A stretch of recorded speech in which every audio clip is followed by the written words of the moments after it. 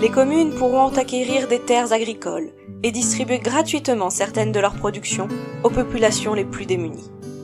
Le pays se séparera progressivement du nucléaire, dans l'application d'une politique beaucoup plus verte et territorialisée. Les communes seront encouragées et soutenues financièrement par l'État dans la construction de mini-centrales électriques locales destinées à leur subsistance respective. Les prix de l'électricité seront fortement réduits grâce à un rachat total d'EDF par l'État. Par là même, l'État se réappropriera l'exploitation économique de ces infrastructures autoroutières en rompant les contrats de concession en cours. Cette France est semblable à un vaste chantier hautement participatif, générant de la cohésion nationale et modèle pour les autres nations. Les citoyens auront un droit de référendum pour participer aux réformes entreprises par l'État. De nombreux chantiers seront entrepris pour une mutation sociale, organisationnelle et culturelle du pays, et par le biais de la coopération d'autres pays du monde.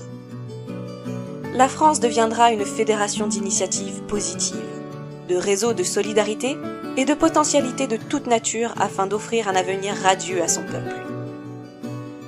Sur le plan structurel, il y aura également d'importants changements. Une disparition des intercommunalités puis des conseils départementaux et régionaux. L'abandon immédiat de tous les lieux et symboles traditionnels du pouvoir. Un retour au concept de la cité-État véhiculé par Platon. Enfin, un changement de constitution. Dans le domaine des relations internationales, la France modifiera son rapport au monde. Elle désertera la totalité des organisations internationales existantes afin de garantir une indépendance totale. Elle n'interviendra plus militairement à l'étranger et respectera la souveraineté de chaque nation. Les communes françaises intégreront une nouvelle confédération sociétale, l'Empire vert d'Orient et d'Occident, dont les fondements sont la souveraineté et l'autosuffisance de l'ensemble des acteurs qu'elle intègre. Cette confédération sera le résultat d'un programme international de libre-échange culturel et intellectuel.